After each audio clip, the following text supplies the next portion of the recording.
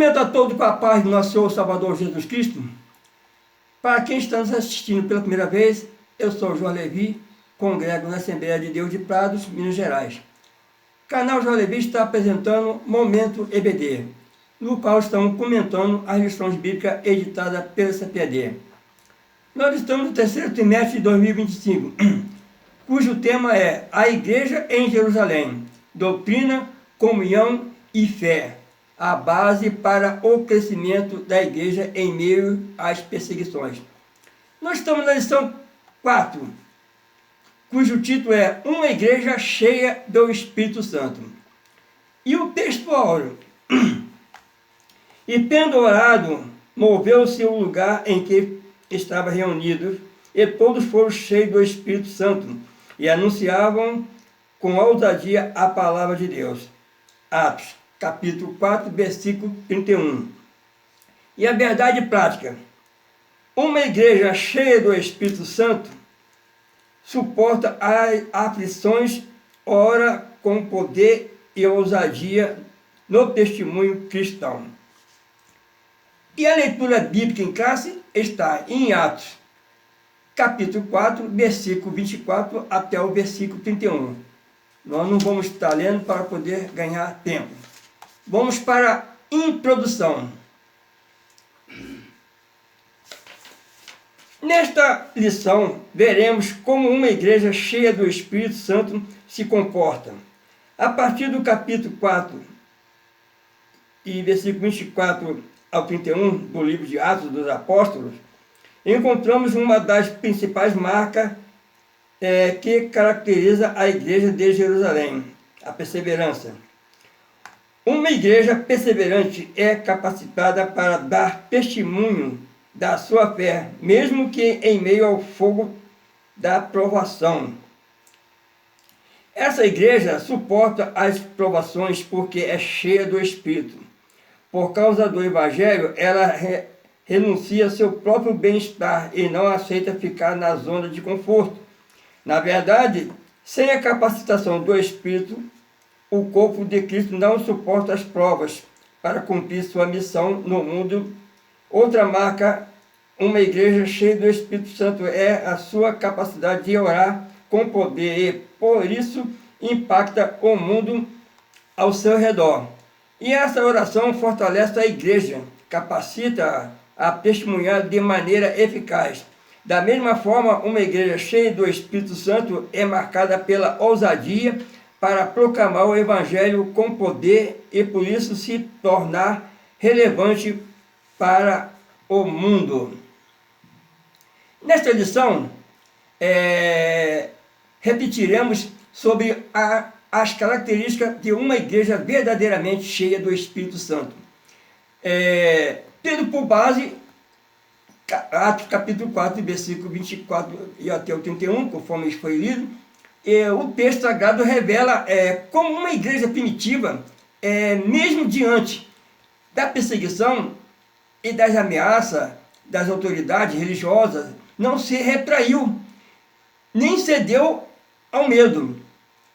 Pelo contrário, uniu-se em fervorosa oração. Era uma igreja de oração. Então, reconhecendo a soberania de Deus e buscando com ousadia a capacitação do Espírito Santo para continuar anunciando o Evangelho. E esse episódio demonstra que a plenitude do Espírito não se revela apenas em manifestações externas, mas, sobretudo, em atitude com perseverança, fé inabalável, coragem para testemunhar e a profunda comunhão com Deus e com os irmãos. A igreja de Jerusalém nos ensina que uma comunidade cheia do Espírito é resiliente em tempos de crise, firme diante da oposição e comprometida com a missão, mesmo sob pressão da adversidade. Devemos clamar a Deus com confiança, certo de que Ele continua a encher a sua igreja com poder, graça e autoridade para cumprir fielmente o seu propósito. E a palavra-chave é Espírito Santo. Vamos para o primeiro tópico. Uma igreja perseverante. E o primeiro subtópico, suporta o sofrimento. Após sua pregação junto à Porta Formosa, Pedro e João são levados presos e posteriormente ameaçados por pregar o nome de Jesus. Foi dito a eles que não falassem nem ensinassem no nome do Senhor. A ordem era clara, mas os apóstolos estavam dispostos a pagar o preço de não segui-la. Eles suportariam tudo por amor a Jesus, agiam com perseverança. Isso só foi possível porque Pedro, que falava por si e pelos demais apóstolos, havia sido cheio do Espírito Santo. O tempo verbal do grego usado no versículo 8, tendo sido cheio, demonstra que o apóstolo, que já havia sido batizado no Espírito Santo, no Pentecoste, foi revestido novamente do poder do alto. Uma igreja continuamente cheia do Espírito suporta as provas e o sofrimento. Em meio às pressões e perseguições enfrentadas pela igreja primitiva, a atitude de Pedro e João demonstra como o sofrimento pode ser enfrentado com coragem quando se está cheio do Espírito Santo. E a prisão dos apóstolos, logo após a cura do coxo na Porta Formosa, não se deu por um crime ou injustiça cometida, mas por pregarem a verdade acerca de Jesus Cristo. O sofrimento, nesse contexto, era o resultado direto da fidelidade ao chamado de Deus. Ainda assim, diante da ordem explícita de não mais falar no nome do Senhor, os apóstolos, do que desonrar o compromisso que tinha com Cristo, então essa decisão nos ensina que o sofrimento por amor ao Evangelho não é motivo de vergonha, mas de honra e diante de Deus. Pedro, ao responder aos líderes religiosos, não o fez por teimosia humana, mas sob a direção ousadia concedida pelo Espírito Santo. O texto bíblico afirma que ele foi novamente cheio do Espírito Santo, indicando que esse revestimento não é um evento isolado, mas uma capacitação contínua para suportar provas no caminho. A vida cristã não está isenta de dificuldade. Pelo contrário, o próprio Jesus declarou que os seus seguidores seriam perseguidos por causa do seu nome. Está lá em João capítulo 15, versículo 20. O sofrimento, portanto, faz parte do caminho daquele que decide viver em obediência à vontade de Deus. Vamos para o segundo subtópico. Não negocia seus valores. Quando a classe sacerdotal intimou os apóstolos e lhes deram ordem expressa para que eles não falassem, não ensinassem no nome de Jesus, a resposta dos apóstolos foi: julgai vós se é justo diante de Deus ouvir vós antes de a vós do que a Deus. Em outras palavras, os apóstolos afirmaram que não negociariam a sua fé, não abriria mão dos valores da fé que havia recebido, pois eles são inegociáveis. Uma das marcas de uma igreja que perdeu ou está perdendo o poder do Espírito é a sua aceitação de princípios e práticas que afrontam as Escrituras. Quando receberam a ordem para não mais ensinar no nome ou falar no nome de Jesus, Pedro e João responderam com firmeza e convicção, deixando evidente que não estava disposto a negociar os princípios da fé cristã. Ao dizer, julgai vós se é justo diante de Deus ouvir a voz antes a voz do que é Deus, então aqui eles reafirmaram a autoridade suprema da palavra de Deus sobre qualquer outra autoridade. E essa resposta não foi motivada por rebeldia ou arrogância, mas por uma submissão consciente e piedosa à vontade do Senhor. Ele sabia que a fidelidade a Cristo exige compromisso inegociável com a verdade revelada. Ao longo da história da igreja, a tentação de ceder às pressões externas tem sido constante. Muitos grupos de líderes têm rendido às ideologias do tempo presente e adaptado as suas doutrinas à cultura, abrindo mão da fidelidade da escritura sagrada e em um nome de aceitação social. Contudo, o verdadeiro cristão entende que a fé não se adapta ao mundo, pelo contrário, ela confronta o mundo com a luz do Evangelho. Quando uma igreja se afasta dos valores da palavra, ela perde o poder espiritual que vem do alto.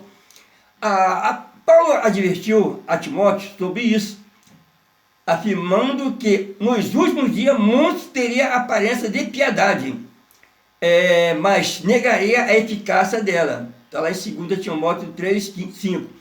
E essa essência religiosa desprovida de obediência verdadeira é o resultado direto da negociação de princípios inegociáveis. Os apóstolos sabiam que a obediência a Deus teria consequências. Já havia sido presos e ameaçados e não ignorava os perigos que corria. Mesmo assim, não abria mão do que acreditava. E essa postura nos ensina que a fidelidade exige coragem. Não se trata apenas de palavras, mas de atitudes firmes diante das tentações e pressões. Em um mundo onde muitos relativizam a verdade e tratam princípios eternos como opiniões passageiras, a igreja precisa manter-se firme, ancorada na palavra. A verdade bíblica não muda com o tempo, nem se adapta às vontades humanas. Jesus afirmou que passará o céu e a terra, mas as minhas palavras não hão de passar. E isso deve nos lembrar de que tudo que é construído fora desse alicerce não permanecerá. Por isso, uma igreja cheia do Espírito Santo jamais negocia os seus valores. Ela permanece firme no Evangelho, firme que isso signifique a oposição, perseguição ou rejeição. A fé cristã não pode ser moldada conforme os interesses de grupos ou sistema, mas deve ser vivida com integridade, coragem e compromisso com a verdade divina. Terceiro subtópico: está convicta de sua fé. Uma igreja cheia do Espírito Santo está convicta de sua fé. Não se apoia em suposições, mas em fatos. Os primeiros cristãos não apenas ouviram sobre Deus, mas também testemunharam suas obras. Quando Filipe pregou em Samaria, os samaritanos se convenceram porque ouviam e viam os sinais que Filipe fazia. Alguém já disse que Deus é plenamente obedecido no céu porque lá ele é visto, enquanto na terra muitas vezes é desobedecido por ser apenas ouvido. No entanto, a igreja cheia do Espírito não apenas proclama a palavra, mas também manifesta a obra de Deus. Jesus foi poderoso, tanto em palavra quanto em obras. Quando os apóstolos declararam: porque não podemos deixar de falar do que temos visto e ouvido, conforme está lá em Atos capítulo 4, versículo 20, eles estavam afirmando que a sua pregação era fruto de uma convicção profunda, nascida do contato direto com a ação de Deus em suas vidas. Eles não estavam apenas repetindo doutrinas aprendidas, mas compartilhando o que havia experimentado pessoalmente. Essa certeza inabalável é uma das marcas de uma igreja cheia do Espírito Santo. Ela não vive de informações sobre Deus, mas de experiências transformadoras que fortalecem a fé e sustentam a perseverança. A fé cristã, quando genuína, se manifesta de forma visível e concreta. Em Samaria, os samaritanos não creram apenas pelas palavras de Filipe, mas também pelos sinais que o acompanhavam. Isso nos mostra que a proclamação da palavra e a manifestação do poder de Deus caminham juntas. Quando uma igreja está cheia do Espírito, o evangelho que ela anuncia é confirmado por vidas transformadas, curas, libertações, sinais que apontam para a soberania de Deus. E essa realidade está em consonância como Paulo escreveu em Romanos, ao afirmar que não ousava falar de coisa alguma senão daquilo que Cristo fazia por meio dele, com poder de sinais e prodígios pelo Espírito de Deus. Assim, a convicção da fé não vem de discurso vazio, mas de um evangelho vivido com poder e verdade. Jesus duramente seu ministério, no caso aqui, durante o seu ministério, ele foi reconhecido como alguém poderoso em palavras e obra. Ele não apenas ensinava com autoridade, mas também demonstrava o reino de Deus com ações concretas. Da mesma forma, a igreja precisa manter esse padrão. Uma fé que se limita a discurso não convence e não transforma. Já uma fé que é manifesta em amor, santidade, serviço e poder sobrenatural, torna-se testemunho vivo da presença de Deus entre os homens. E isso gera convicção, não apenas nos crentes, mas também nos que estão ao redor, que percebe que há algo diferente, verdadeiro e eficaz naqueles que seguem a Cristo. Agora vamos para o segundo tópico, uma igreja que ora com poder. E o primeiro subtópico, orando com propósito.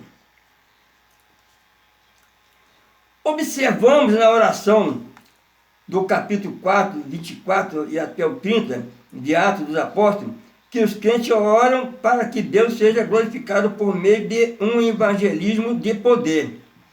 Eles oraram com um propósito e por isso foram específicos. Não foi, portanto, uma oração vaga. Nela eles oraram para que Deus exercesse a sua soberania e agisse por meio deles, dando-lhe poder para testemunhar do Senhor Jesus. Nesse sentido, o propósito da oração foi para que Deus fosse glorificado na resposta. A oração feita pelos primeiros cristãos em Atos, capítulo 4, não foi fruto de desespero ou medo, mas de uma convicção madura e direcionada. Diante das ameaças recebidas, eles se uniram, não para pedir livramento imediato ou vingança contra os seus opositores, mas para rogar que o Senhor continuasse operando por meio dele com poder e ousadia. Essa oração revela uma igreja que expende seu papel e busca alinhar seus pedidos. A igreja empenha o seu papel a buscar e alinhar seus pedidos à vontade soberana de Deus. Não se tratava de uma oração genérica, mas de uma súplica específica, que o Senhor concedesse coragem para anunciar a palavra e que estendesse a mão para curar e realizar sinais de prodígio em nome de Jesus. E essa clareza de propósito demonstra que os cristãos estavam preocupados, acima de tudo, em glorificar a Deus por meio de um evangelismo eficaz. Orar com propósito significa compreender que a oração não é um fim em si mesmo, mas um meio da comunhão com Deus e de participação em sua obra. Os discípulos não estavam interessados apenas em conforto ou proteção, mas desejavam ser instrumentos ativos no plano divino. E essa postura repete maturidade espiritual.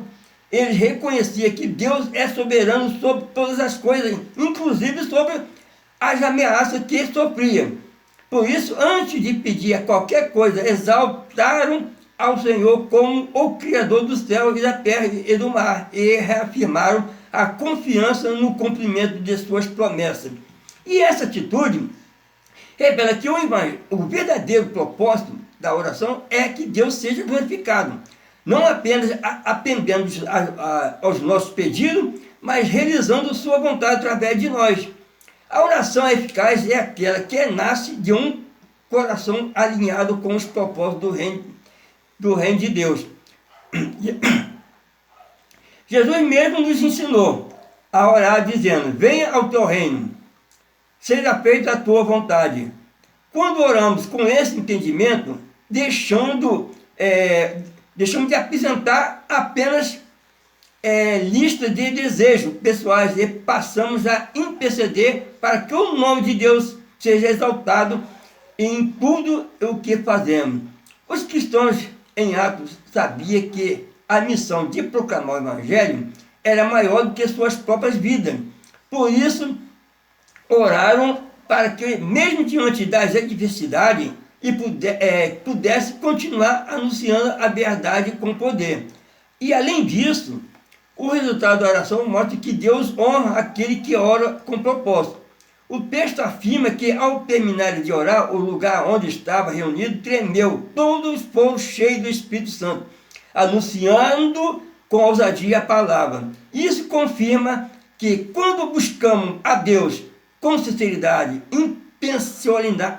intencionalidade e focado na glória dele, ele responde com poder.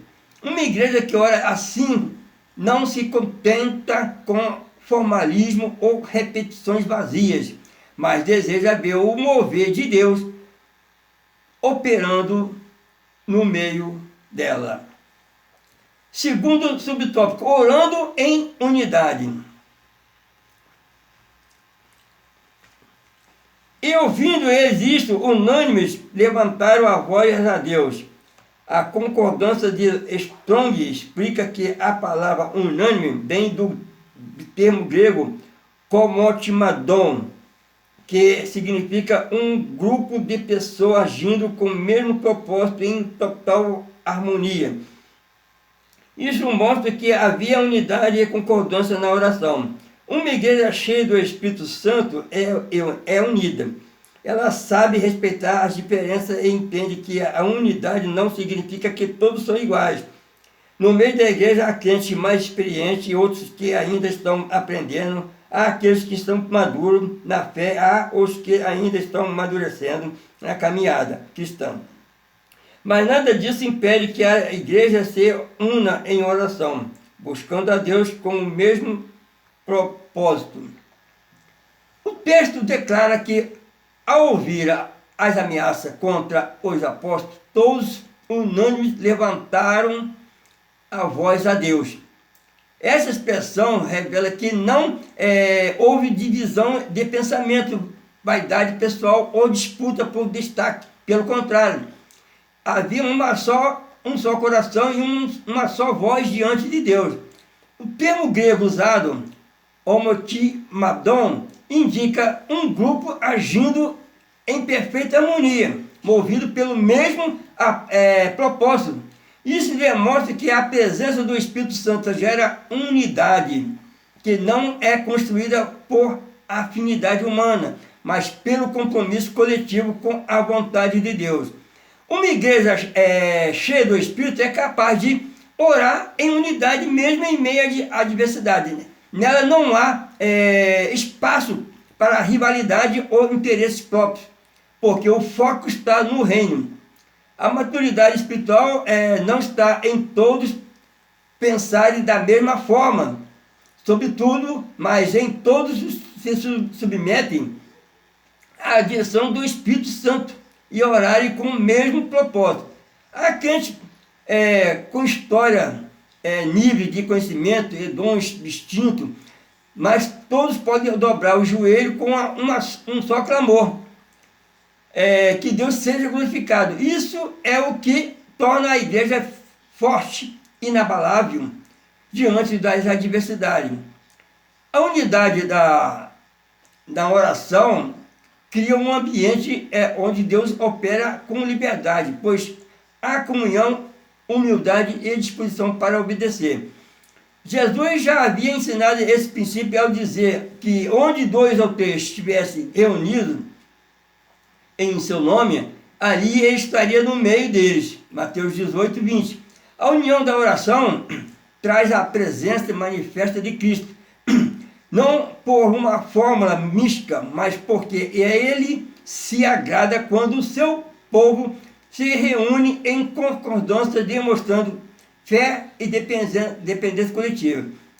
O Salmo 133 também destaca o valor da unidade, ao compará-lo com o óleo precioso que desce sobre a cabeça de Arão, símbolo da unção divina, ou seja, onde a unidade, o Espírito derrama sua bênção e capacitação. Na prática, isso nos ensina que a oração da igreja não pode ser marcada por egoísmo, individualismo ou interesse isolado. Mesmo tendo diferente necessidade, o povo de Deus deve aprender a buscar o junto aquilo que é eterno, essencial. A glória de Deus, a expansão do Evangelho é o fortalecimento dos irmãos. Quando uma igreja ora com esse entendimento, a diferença deixa de ser obstáculo e passa a ser elementos que enriquecem a comunhão. No caso, a oração em unidade não apaga a individualidade, mas eleva o coletivo a um novo nível de maturidade e eficácia espiritual. Terceiro subtópico, orando fundamentada na palavra de Deus. Ao orarem, os crentes citaram o Salmo 2, versículo 1 e versículo 2, que disseste pela boca de Davi, teu servo, porque bramaram a gente e os povos pensaram coisas vãs. Não basta orar, é preciso orar tomando por base a palavra de Deus. Orar fundamentado na palavra é orar crendo e afirmando as suas verdades. Uma oração feita fora da palavra de Deus não terá nenhuma garantia de ser respondida, porque ele vela pela sua palavra para cumprir. Não há dúvida de que a falta de fundamentação bíblica pode estar por trás do fracasso na vida de oração. Ao enfrentarem ameaças e perseguições, os primeiros crentes não reagiram com desespero, tampouco improvisaram palavras ao acaso. Em vez disso, começaram sua súplica citando o Salmo 2, reconhecendo que as situações vividas por eles já estavam previstas na Escritura. Essa atitude demonstra que a oração fundamentada na palavra é uma oração cheia de fé, discernimento e maturidade espiritual. Eles oraram crendo que Deus cumpria o que havia dito, pois sabia que o Senhor vela sobre sua palavra para cumprir. Muitos hoje oram, no caso, se frustram em suas orações, porque oram muito de forma, podemos dizer, desconectada da vontade de Deus, que é revelada na Escritura. Fazem orações centradas em desejos pessoais, ideias humanas ou até mesmo em ensinamento distorcido, sem considerar o que a Bíblia realmente diz. No entanto, a palavra de Deus é a base segura sobre a qual toda oração deve ser construída. Quando nos apoiamos nela, nossas palavras ganham direção e autoridade espiritual. A oração deixa de ser apenas um desabafo ou passa a ser uma declaração de fé nas promessas do Senhor. Por isso o próprio Jesus nos ensinou: se vós estiverdes em mim, as minhas palavras estiverem em vós, pedireis tudo o que quiserdes e vos será feito. A presença da palavra em nosso coração alinha a nossa vontade, a de Deus. Alinha a nossa vontade, a vontade de Deus. É isso que dá poder à oração, à nossa oração. A igreja de Atos compreendia que estava acontecendo com eles já fazia parte do plano redentor de Deus. Os reis e príncipes que se levantaram contra Jesus, conforme Salmo 2, representava a rebelião das nações contra o ungido do Senhor. Ao citar esse texto, os discípulos estavam dizendo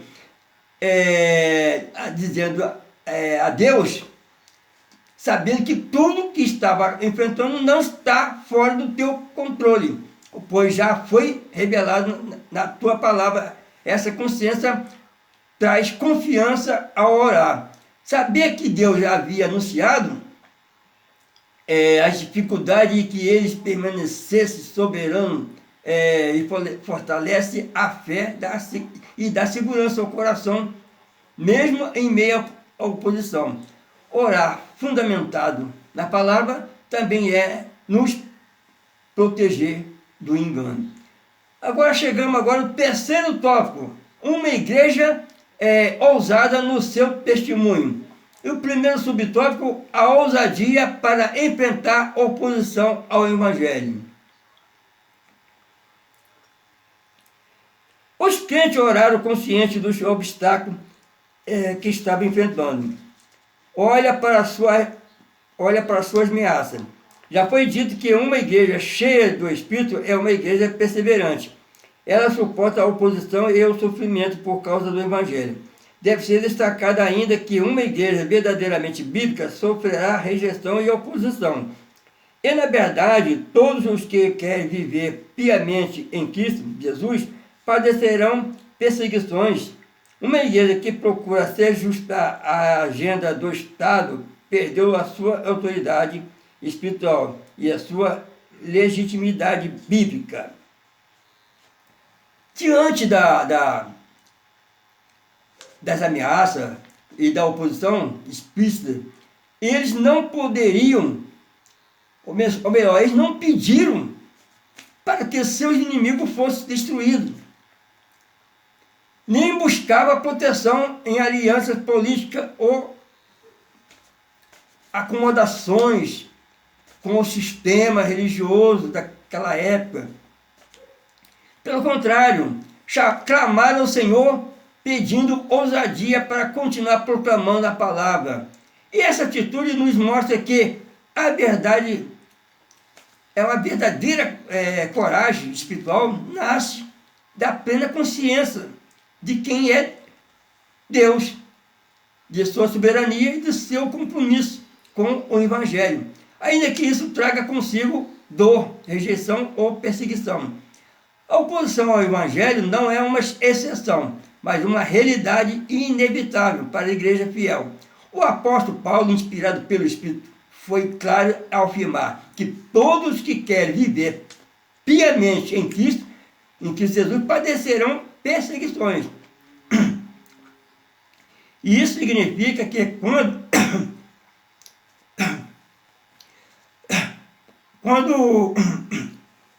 mais uma igreja se aproxima do padrão bíblico, mas ela se distancia do espírito deste mundo. A verdade confronta o pecado. E essa confrontação sempre causará resistência. Portanto, uma igreja que vive com ousadia não teme oposição ela enfrenta e confirma sabendo que está no centro da vontade de Deus. E essa ousadia não é arrogância, mas confiança espiritual baseada na palavra e fortalecida pela oração. Agora o segundo subtópico, ousadia no exercício dos dons espirituais.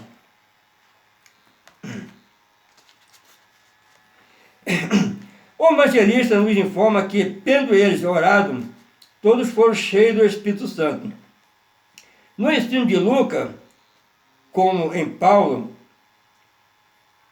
o enchimento do Espírito está diretamente relacionado à prática dos dons espirituais na igreja cristã. Não se trata, portanto, apenas do uso de uma frase de efeito. No livro de Atos dos Apóstolos, é o Espírito Santo que é quem dá o crescimento, dá o crescimento da igreja e opera milagres extraordinários. Não somente por meio dos apóstolos, mas também pelos demais cristãos. É a ação do Espírito de Deus entre eles que realiza essa obra. Devemos, portanto, nos encher do Espírito Santo para que seus dons tragam edificação à igreja. Após a oração registrada em Atos 31, o texto afirma que todos foram cheios do Espírito Santo e imediatamente passaram a anunciar a palavra de Deus com ousadia. Isso demonstra que o enchimento do Espírito não é um fim em si mesmo, mas está diretamente ligado à manifestação visível dos dons espirituais em favor da edificação da igreja e da propagação do Evangelho. Essa ousadia sobrenatural não se limita a fala corajosa, mas inclui sinais, curas, revelações e demais dons que tornam a presença de Deus evidentemente no meio do povo. O ensino de Lucas no livro de Atos é coerente com o que Paulo apresenta em suas epístolas, em 1 Coríntios 14, 20 e 12. Por exemplo, Paulo exorta os crentes a buscarem os dons espirituais com zelo, visando a edificação da igreja. Em Efésios 5,18, ele ordena que os cristãos sejam continuamente cheios do Espírito Santo, indicando que essa plenitude precisa ser buscada e renovada constantemente. Portanto, o enchimento do Espírito é mais do que uma experiência pontual. É a fonte de poder para que os dons se manifestem com propósito de reverência. Quando a igreja está cheia do Espírito, ela exerce os dons com responsabilidade, discernimento e ousadia, tornando-se os instrumentos de milagre e de transformação espiritual. Os exemplos ao longo do livro de Atos confirmam essa realidade. Estevão, cheio do Espírito, não apenas pregava com sabedoria, mas realizava prodígio entre o povo. Filipe, igualmente cheio do Espírito, evangelizou em Samaria com poder e muitos foram libertos de enfermidade e possessões demoníacas. Então, em Atos 13, 9, Paulo, cheio do Espírito, exerceu autoridade espiritual para repreender um opositor do Evangelho. E esses episódios deixam claro que os dons espirituais não eram privilégio exclusivo dos apóstolos, mas estava à disposição de toda a igreja cheia do Espírito. A ousadia no uso desses dons não significava desordem, mas sim um agir intencional dirigido pelo Espírito para glorificar a Cristo e fortalecer o corpo. Contudo, é importante lembrar que os dons espirituais não operam com eficácia onde há negligência da comunhão com Deus. A plenitude do Espírito requer entrega, santidade e disposição para servir. Não se trata de buscar os dons por vaidade ou exibição, mas por amor à igreja e por zelo pela glória de Deus. Quando os crentes estão verdadeiramente cheios do Espírito, os dons fluem com liberdade e ousadia, com ousadia espiritual e se torna também evidente, impactando vidas, gerando fruto que permanece. Chegamos agora ao terceiro subtópico, a ousadia na exposição da palavra. As Escrituras dizem que o apóstolo, que após a oração da igreja, todos foram cheios do Espírito Santo e anunciavam com ousadia a palavra de Deus. É interessante observarmos o uso da palavra ousadia nesse texto. Ela aparece, por exemplo, em Atos 4,13, para se referir à coragem de Pedro e João, quando foram interrogados pelos anciões e escribas. O cristão cheio do Espírito se torna corajoso em sua vida cristã. Ele prega a palavra de Deus com poder. Atos 4:31, no qual que foi lido, que após a oração, todos foram cheios do Espírito, imediatamente. Anunciavam com ousadia a palavra de Deus.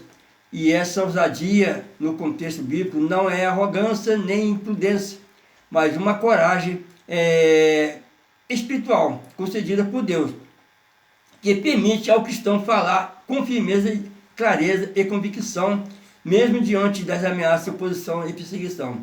Não se trata apenas de falar ao alto ou com emoção, mas de proclamar a verdade de Deus sem distorções, sem temor dos homens e sem compromisso com os interesses deste mundo. A palavra ousadia, usada também em Atos 4,13, descreve a postura de Pedro e João diante das autoridades religiosas. Apesar de seres considerados homens sem letra e indulto, causaram admiração por falarem com autoridade, resultado direto de estar cheio do Espírito Santo e de terem estado com Jesus. Eles andavam com Jesus, então eles experimentaram. Então isso nos ensina que a ousadia para pregar não depende de formação acadêmica ou de habilidades naturais, mas de intimidade com Cristo e da ação do Espírito Santo na vida do crente. Quando alguém é cheio do Espírito, ele não se esconde, não se cala e não se acomoda. A verdade no caso aqui, para agradar ouvinte. Pelo contrário, ele fala com autoridade, porque fala da parte de Deus. E essa ousadia é essencial para que a palavra cumpra seu propósito de confrontar, corrigir, consolar e transformar. Em um mundo cada vez mais hostil à verdade bíblica, o pregador corajoso é aquele que, como Paulo afirma, que diz: ai de mim se não anunciar o Evangelho. A ousadia, portanto, não é a opcional, mas necessária para quem deseja ser fiel à missão recebida. Não se pode pregar a verdade de forma tímida ou vergonhosa, ou se achar com vergonha. A palavra de Deus é viva, é poderosa e deve ser anunciada com a mesma intensidade com que foi inspirada. A igreja dos nossos dias precisa recuperar essa ousadia. Precisamos recuperar essa ousadia na exposição da palavra. Em muitos contextos vemos pregação sendo suavizada, adaptada ou até silenciada para evitar confronto. Porém, uma igreja cheia do Espírito, ela não teme as consequências da fidelidade da palavra. Ele entende, no caso aqui, ela entende que agradar a Deus é mais importante do que ser bem aceita pela sociedade. O Espírito Santo, ao encher os corações, concede ousadia não apenas para pregar, mas para viver aquilo que se prega. Isso que é muito importante. Não é só pregar, mas da boca para fora, mas tem que viver o que prega. E essa coerência entre a mensagem e vida é que torna o testemunho cristão poderoso e relevante. Então devemos ter ousadia, devemos confrontar as oposições. Essa coerência que nem podemos afirmar, mais uma vez, entre a mensagem vida, que torna o testemunho cristão poderoso e relevante. Chegamos agora para a conclusão. Para encerrar. Nesta lição vimos o que caracteriza de fato uma igreja pentecostal. Sua característica se torna visível e estão diretamente associadas à plenitude do Espírito Santo. A primeira igreja não foi perfeita, como o livro de Atos deixa bem claro. Contudo, as suas limitações eram superadas por um viver diário, sob a capacitação do Espírito Santo. Se queremos, de fato, ser uma igreja relevante, devemos nos deixar encher do Espírito Santo. Aqui chegamos no final da nossa lição. É uma lição muito proveitosa, muito interessante, e que se venha nos servir de exemplo e lição, sabemos que devemos não intimidar na pregação do Evangelho. Precisamos fazer o ID, obedecer o ID de Jesus, ir para todo mundo e pregar o Evangelho. Não importa o que vai acontecer, o que vão falar, que os outros que hoje em dia estão sofrendo perseguições de uma forma muito sutil, mas que não devemos ser encorajados, mas primeiramente precisamos estar buscando a direção do Espírito Santo e também buscar estar cheio do Espírito Santo. Fico por aqui, que Deus abençoe a todos, até a próxima, assim se Deus permitir. Fiquem todos na paz do Senhor. Amém.